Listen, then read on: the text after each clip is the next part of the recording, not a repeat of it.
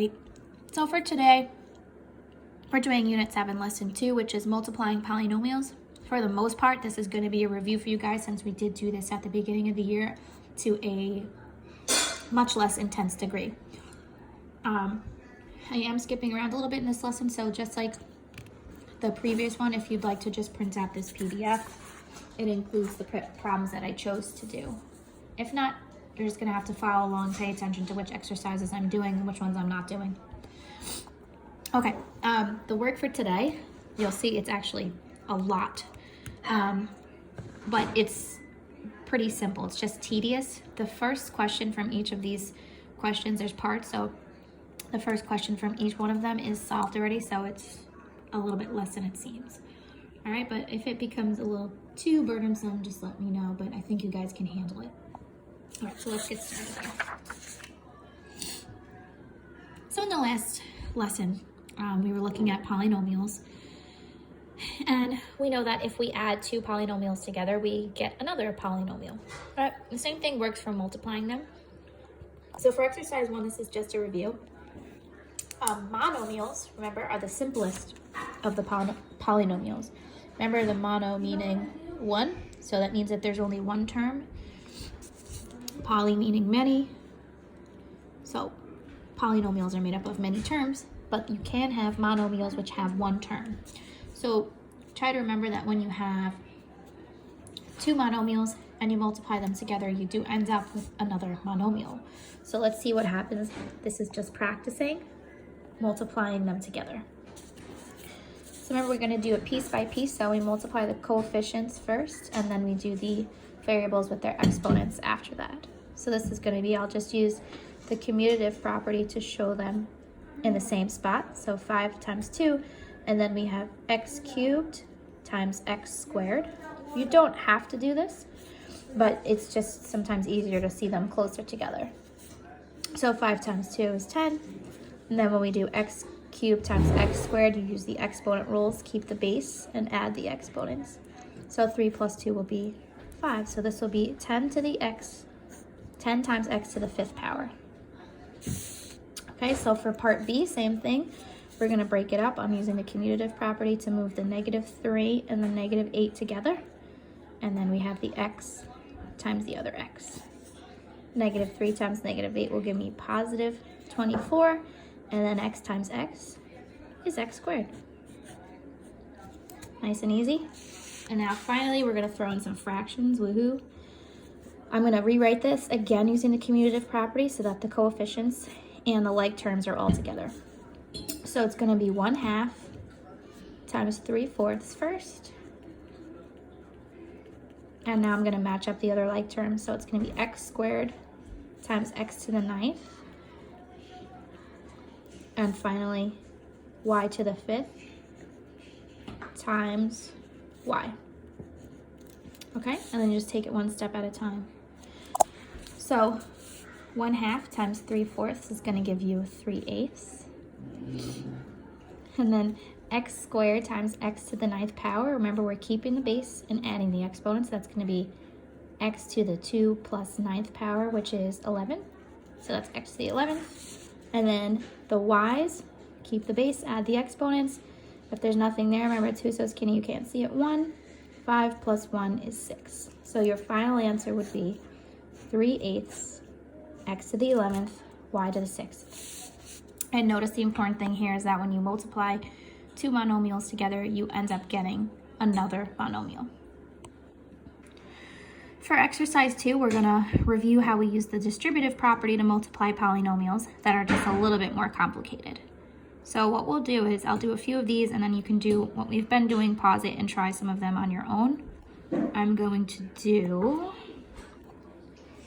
A,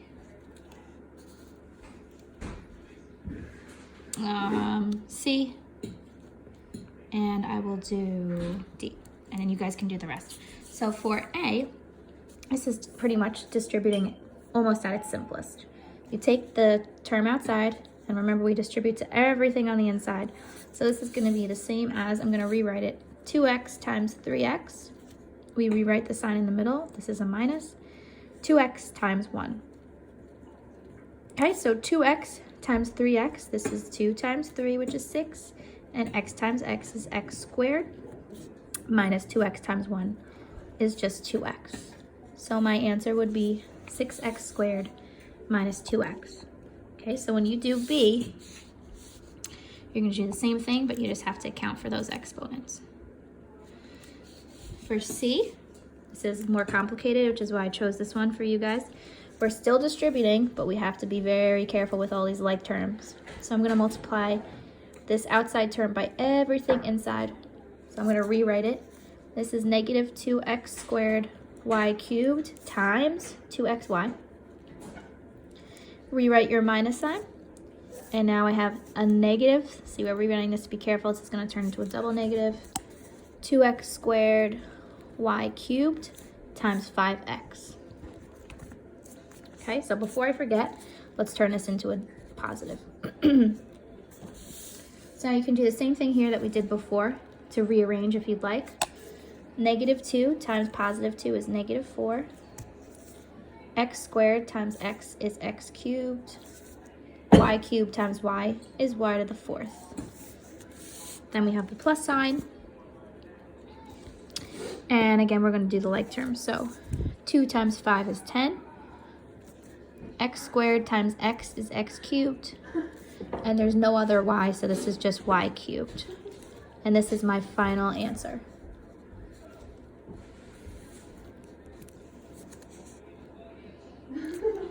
These wouldn't count as like terms because the y here has a 4th power and this is a 3rd power, so you cannot add these. This is just your final answer. Okay? Finally, for part D, we're going to review how to multiply two binomials. Some of you prefer FOIL, some of you prefer double distributing, and some of you prefer the box method. So I'm going to use the box method to show you. What you do is you draw yourself a nice little box. And the first binomial goes here, x, keeping the sign with the 2. And the second binomial goes here. It doesn't actually matter where it goes. So this is x, and you keep the sign -6 with the 6. Okay, and then we multiply each term in the same box. So this is x times x, that's x squared. 2 times x is 2x. -6 times x is -6x. And then -6 times 2 is -12. And then we just write everything out and combine the like terms. So it's x squared plus 2x minus 6x minus 12. And we're going to just take care of these like terms here. That will give me x squared minus 4x minus 12. And of course, if you guys prefer FOIL, you can use that. Okay, so go ahead and pause. Do B, E, and F yourself. Then unpause and check your answers. Okay, so here are your solutions for part B. You distribute the x squared, and you should end up with 4x to the 4th power plus 3x squared. For part E, again, I use the box method, but if you want to double distribute or use FOIL, you can. You'll end up with 2x squared plus 13x plus 21. And for part F, same thing, I use the box method, being careful with these two negatives here. Sometimes when you use the box method with these negatives, it's easier. When you do the foiling, it's pretty simple to do, but then you might mess up with those negatives. So I suggest the box method. And you'll get 15x squared minus 13x plus 2. Okay, so let's look at our next example, which is exercise 3. So we're looking at the product of two binomial polynomials. Okay, so we've already done this. X minus 1 times x minus 3. Again, we're just going to make sure that we write it in standard form. So remember, that means descending exponents. So using the box method again, I'm going to do x minus 1. And I don't know why I made that box so small. X minus 3. X times x is x squared. X times -1 is -x. -3 times x is -3x. And -3 times -1 is +3. Write it all out and combine the like terms. So we have x squared minus x minus 3x plus 3 excuse me, and that's x squared minus 4x plus 3. And it's in standard form. I'm skipping the table because it's really not important right now. Okay? For exercise 4, this is what is really important here, is comparing squaring a binomial to the methods that we've learned before, and then also distributing binomials to a trinomial. So these can be a little trickier, but when it comes down to it, you can do all of this with using the distributive property. Okay, so when you're squaring a binomial, remember when you square any number, you're multiplying it by itself. So if I'm squaring 2x plus 5, all that means is I'm doing 2x plus 5 times itself. So 2x plus 5 times 2x plus 5. Okay, and you can do that using the box method or FOIL. I'm going to show one example with FOIL just for those of you who prefer it. So we do first 2x times 2x, which would be 4x squared. Outer, which is 2x times 5, 10x. Inner, 2x times 5 again. Last, 5 times 5 is 25. And just combining those two terms on the inside, we'll get 4x squared plus 20x plus 25. Okay, so when you see something, a binomial being squared, don't freak out, okay? Because it's just the binomial multiplied by itself. That's it. Okay, for part B, this is where you guys are going to start getting a little confused. This is where we're going to double distribute, okay? Technically what you're doing is you're distributing x plus 2 to each of these terms here, okay? What you can do though is you can distribute the x and the 2 separately. So you can choose which way you'd like to do this, all right?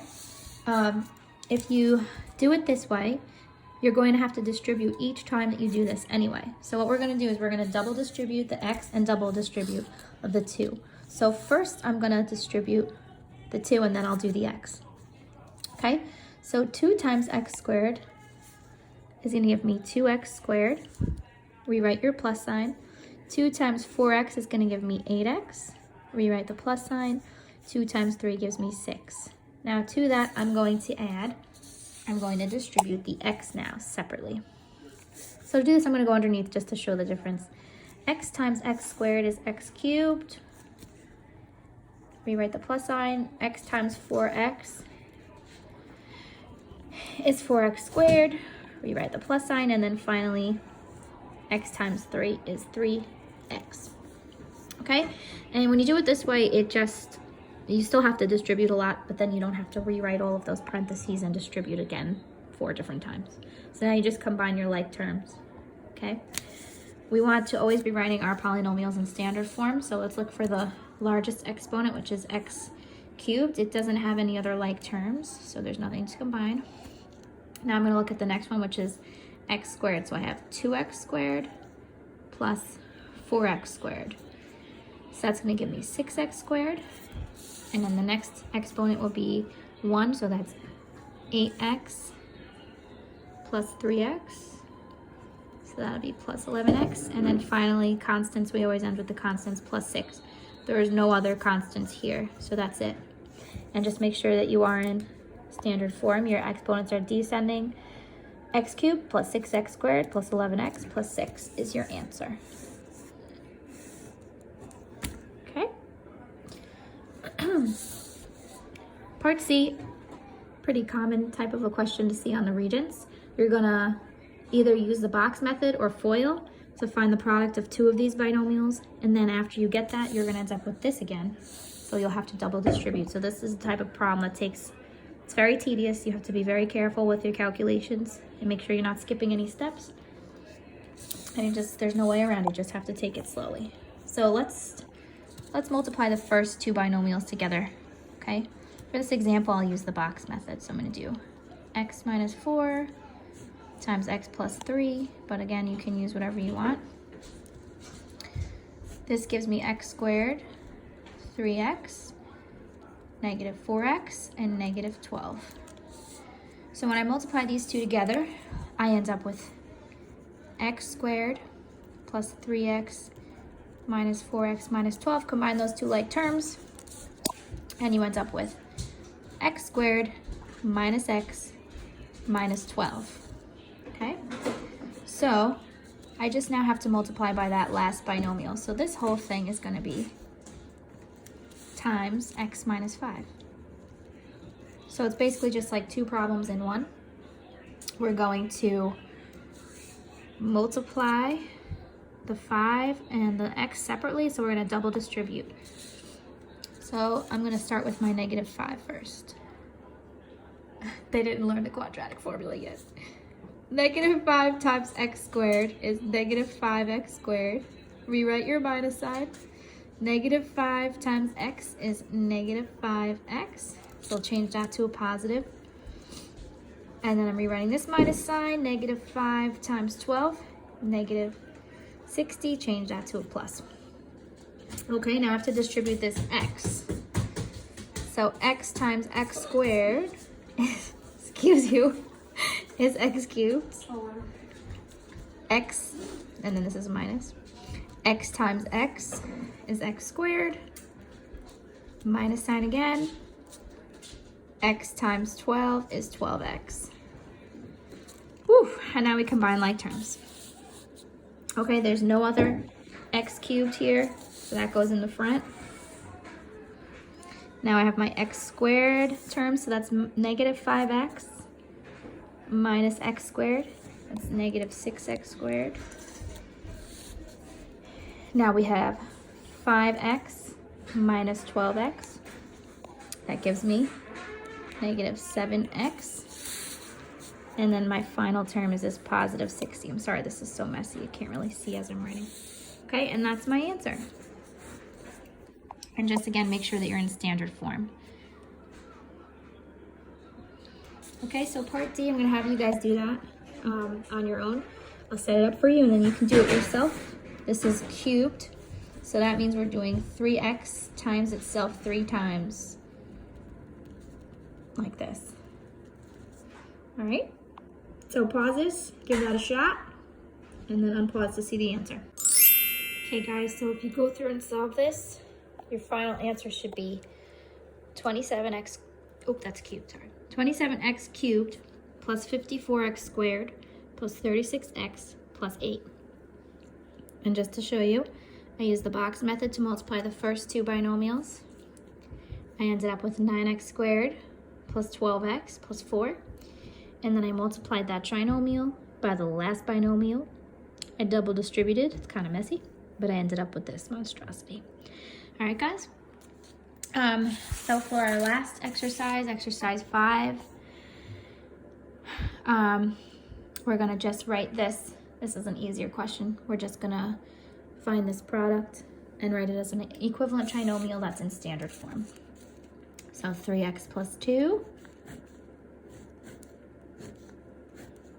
and 2x plus 1. This gives me 6x squared, 4x, 3x, and 2. And that's a total of 6x squared plus 7x plus 2. I combined these. Okay, and that's your answer. So this is a very tedious lesson, but when it comes down to it, it's pretty easy. These are the worst ones that you'll see. Okay, for now at least. Wahahaha. All right, guys, any questions, just leave a comment on Google Classroom. And again, like I told you, it is a lot of work today. So if you have to cut down a few questions, just let me know. Okay, I do understand. All right, have fun.